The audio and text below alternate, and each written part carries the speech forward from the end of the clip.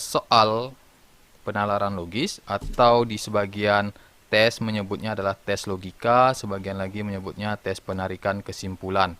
Ya, intinya lebih kurang sama saja ya. Nah, ada aturan-aturan yang harus kita pahami terlebih dahulu.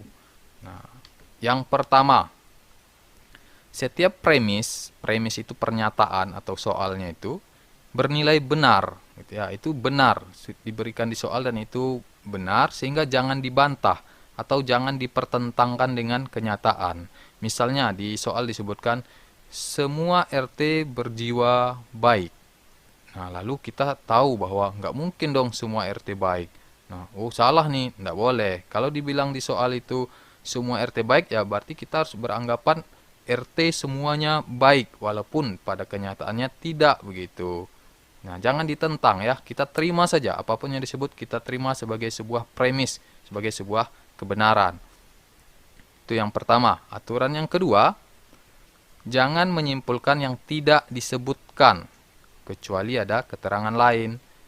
Nah, misalnya begini, saya katakan ya. Saya punya dua teman, A dan B. A adalah anak yang baik. Kalau B bagaimana? Menurut Bapak Ibu, apakah baik atau jahat? Nah, terkadang sebagian orang, gara-gara saya sebut punya dua teman, yang A baik, orang langsung beranggapan berarti B ini jahat, gitu ya. Nah, itu tidak boleh. Saya kan hanya menjelaskan teman saya yang A itu baik. B saya tidak sebut apa-apa, sehingga jangan menyimpulkan apa-apa tentang B. B bisa saja baik, bisa saja tidak baik, begitu ya. Nah, kecuali ada keterangan lain, misalkan, saya punya dua teman, A dan B. Mereka ini berbeda 180 derajat. A ini orangnya baik. Kira-kira B apa? Ya, kita boleh simpulkan kalau B itu jahat. Kenapa? Karena di awal sudah saya sebutkan ada keterangan lain bahwa mereka berbeda 180 derajat. Sehingga kalau yang satunya baik, maka perbedaannya adalah jahat gitu ya. Oke, dua hal ini penting untuk dipahami dan harus dipakai ya, karena banyak orang yang salah dalam menyelesaikan soal penalaran logis gara-gara melanggar dua aturan ini. Oke, suka menyimpulkan yang tidak disebutkan. Nah, sekarang kita masuk yang pertama nih. Jenis soal penalaran logis itu adalah soal yang ada kata jika, maka. Nah, untuk menyelesaikan ini, ada tiga aturan yang diterima di dalam penarikan kesimpulan. Yang pertama seperti ini nih. Ini namanya modus ponen. Tidak tahu namanya tidak apa-apa, yang penting tahu aturannya ya.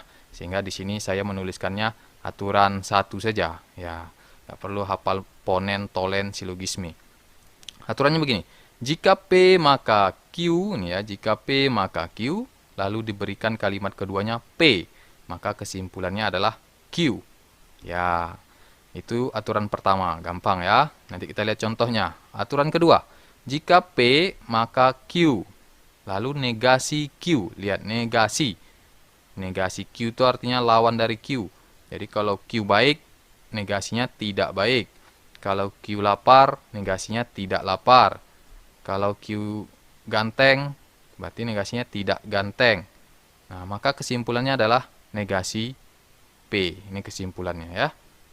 Oke, perhatikan ini negasi Q ya. Q yang ada di kanan. Kemudian yang ketiga. Nah, ini namanya yang kedua ini modus tolen. Oke, dalam video ini saya akan sebut aturan 2 saja ya. Aturan 2 ini dia. Aturan 2. Kemudian yang ketiga namanya silogisme. Nah, kita sebut sajalah aturan yang ketiga.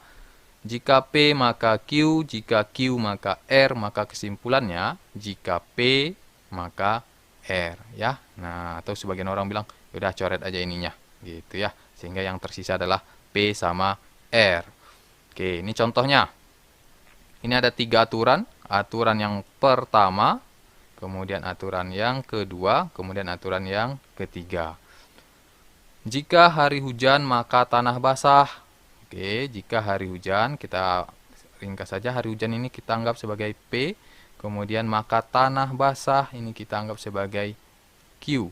Nah, hari hujan ini berarti P ya. Hari hujan tadi P ini di sini. Nah, P, Q, lalu P. Nah, mana nih yang mirip dari 1 kah atau 2 atau 3. Yang mana? Oke, yang satu ya, sama dengan yang satu ini. Nah, aturan yang pertama. Oke, kalau aturan yang pertama, maka kesimpulannya adalah Q. Ini ya, kesimpulannya Q. Sehingga Q itu apa? Tanah basah. Kesimpulannya adalah tanah basah. Ya, gampang kan? Nah, ini kesimpulannya. Mengikuti aturan yang pertama. Oke, contoh yang kedua.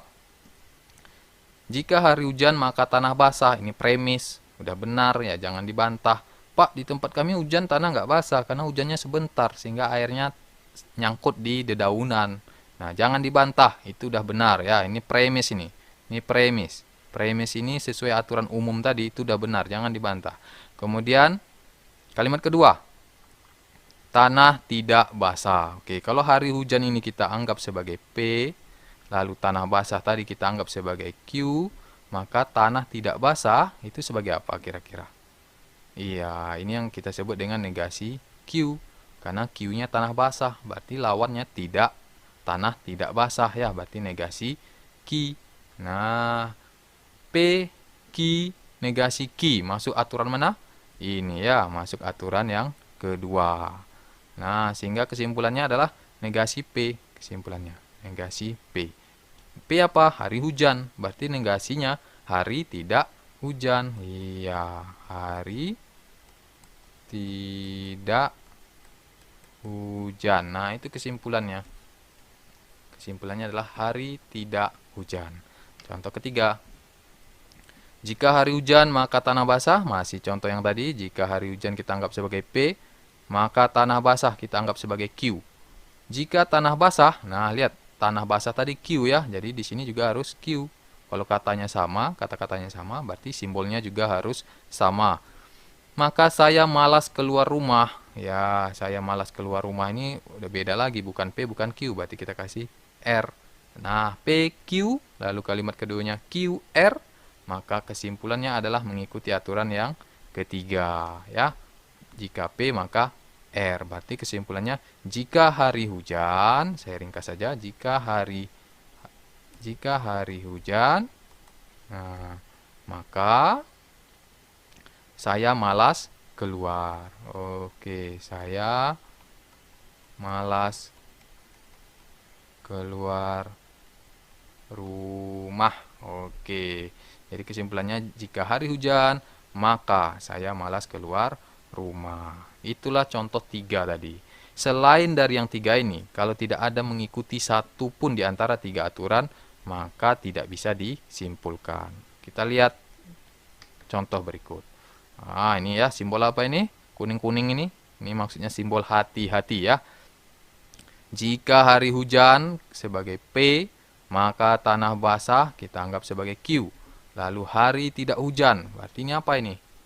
Ya, berarti lawan ini ya. Hari hujan, hari tidak hujan, berarti negasi P. Oke, coba lihat di antara 3 aturan kita. Ini masuk yang mana nih? P, Q, negasi P. Nomor 1 kah? Yang di sini kah? Tidak ya. Nah, di nomor 1 ini di sini ya P, bukan negasi P. Apakah nomor 2? Tidak juga, karena yang negasi di sini adalah Q, bukan P. Nomor 3. Apakah nomor 3? Ya, apalagi bukan ya.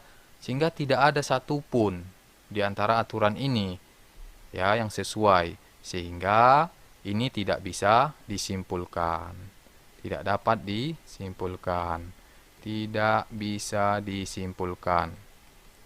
Nah, atau dengan bahasa lain kita katakan kalau hari tidak hujan ya bisa saja tanah basah, bisa juga tidak basah gitu. Loh, bukannya harusnya tidak basah kesimpulannya? Kalau hujan kan tanah basah, berarti kalau tidak hujan tidak basah. Ya belum tentu, kalau tidak hujan terus ada orang yang misalkan lagi mencuci mobil, ya bisa saja tanahnya basah. Jadi kita jangan menyimpulkan yang tidak disebutkan, itu aturan umum tadi. Yang disebutkan, kalau hujan, maka basah. Kalau tidak hujan, dia nggak sebut apa-apa. Maka jangan disimpulkan. Begitu. Oke ya, kita lanjut berikutnya. Nah, ini contoh yang paling banyak menipu orang di dalam soal penalaran logis gitu ya. Sebagian orang atau banyak orang akan menjawab nih, kesimpulannya berarti tanah tidak basah. Padahal bukan itu ya. Oke, sekarang kita lihat contoh berikutnya. Jika hari hujan, kita misalkan P, maka tanah basah sebagai Q. Lalu kalimat keduanya tanah basah. Tanah basah berarti Q ya. Nah, apa nih kesimpulannya?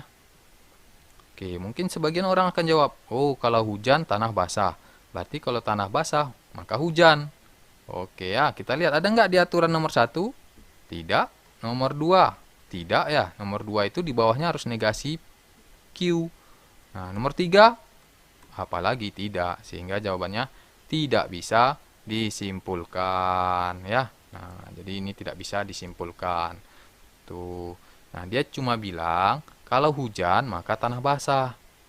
Kalau tanah basah belum tentu hujan. Jangan dibalik gitu ya.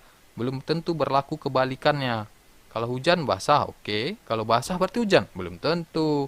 Nah, ini aturan umum tadi, jangan menyimpulkan yang tidak disebutkan. Oke, cukup ya materinya ya. Itu konsep yang harus digunakan dalam menyelesaikan soal logika, soal penalaran logis, atau soal penarikan kesimpulan, yang di dalam soal itu ada kata jika, maka. 3 ini saja aturannya. Pahami yang 3 ini bisa semua soal jika, maka ya, insya Allah. Oke, langsung kita lihat soalnya. Oke, ini contoh soalnya. Jika tidak ada tugas sekolah, maka saya membantu ibu membersihkan rumah. Oke, tidak ada tugas sekolah kita anggap sebagai P, maka saya akan membantu ibu kita anggap sebagai Q ya. Nah, ingat P-nya ini bukan ada tugas ya, tetapi tidak ada tugas. Ini. Nah, tidak ada tugas ini yang P, ada kata tidaknya. Saya tidak membantu ibu. Nah, tidak membantu ibu. Kalau membantu ibu tadi sebagai Q ya. Kita misalkan sekarang kalau tidak membantu ibu berarti negasi Q. Nah, ini aturan berapa ya tadi ya? Ada ingat? Iya, ini aturan nomor 2. Kesimpulannya adalah negasi P. Berarti lawan dari P. P tadi apa? P tadi adalah tidak ada tugas. Berarti lawannya ada tugas. Oke, sekarang kita lihat opsinya yang menyebutkan bahwa ada tugas. Saya tidak membantu ibu karena sedang sakit. Nah, ini yang saya bilang tadi, jangan menyimpulkan yang tidak disebutkan. Nih, nggak ada bicara sakit ya, berarti ini salah. Saya tidak ada tugas sekolah. Oke, ini nih yang benar. Oh, maaf, salah. Negasi P ya, karena P-nya tidak ada tugas, berarti negasinya ada tugas. Ini tidak ada tugas. Oh, salah, ini salah. Oke, ini salah. Saya punya tugas sekolah. Ah, ini yang benar ya. Nomor 1 ini adalah C. Ada tugas sekolah dengan punya tugas sekolah bermakna sama. Oke, nomor ini saya tidak membantu ibu walaupun tidak ada tugas sekolah. Oh, ini salah ini. Padahal dia bilang di awal kok nggak ada tugas dia bantu.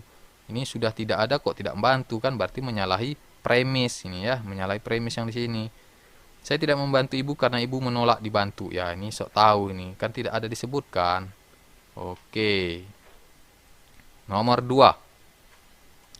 Jika jalan macet, maka saya akan terlambat ke sekolah. Oke, kita anggap macet itu sebagai P. Jika macet, maka saya terlambat. Terlambatnya kita anggap sebagai Q. Jalan tidak macet. Oke, negasi P berarti ya. Oke, kesimpulannya apa? Oke. Bisa disimpulkan? Oh, tidak bisa disimpulkan. Tidak masuk pada aturan 1, 2, maupun 3. Sehingga jawabannya adalah E. Ya. Gampang kan? Oke, kita lanjut ya. Jangan lupa subscribe. Nomor 3.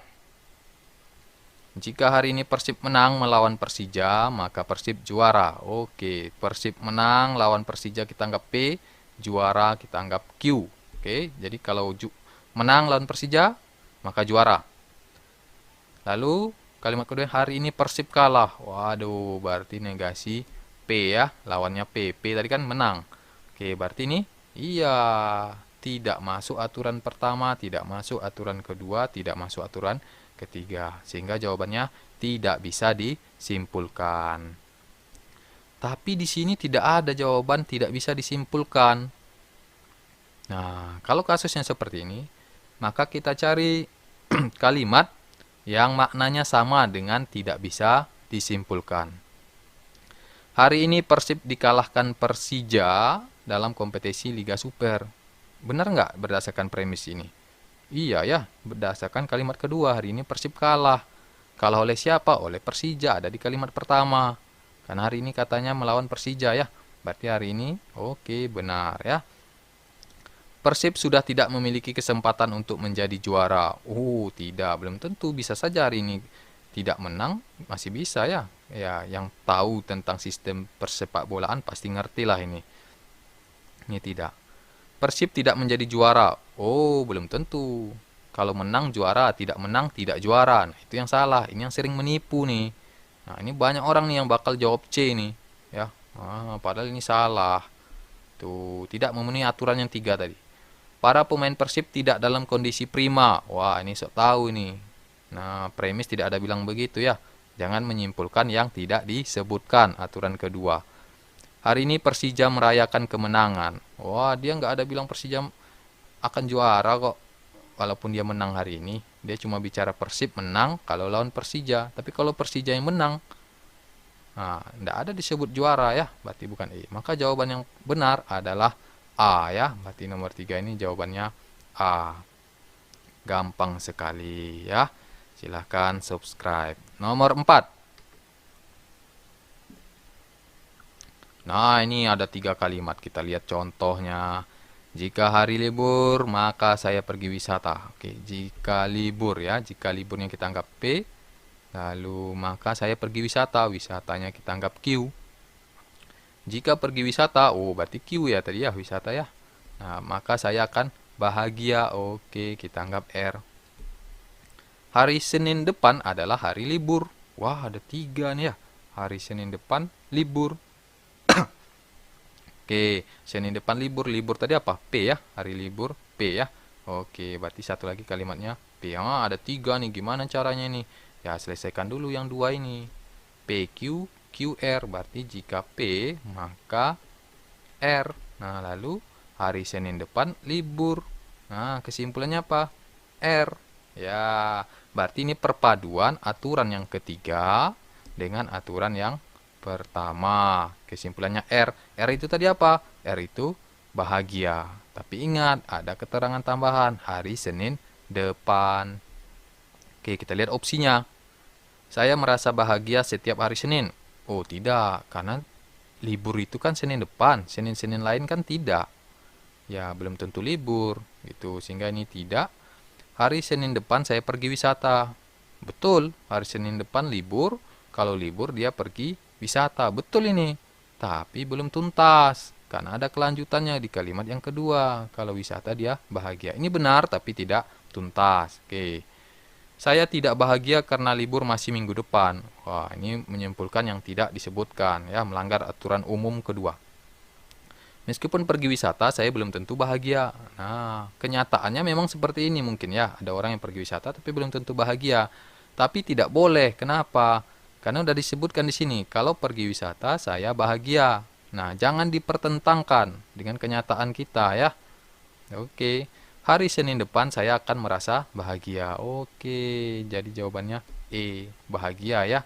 Nah, ya di sini karena ada hari Senin depan ya berarti hari Senin depan saya akan bahagia.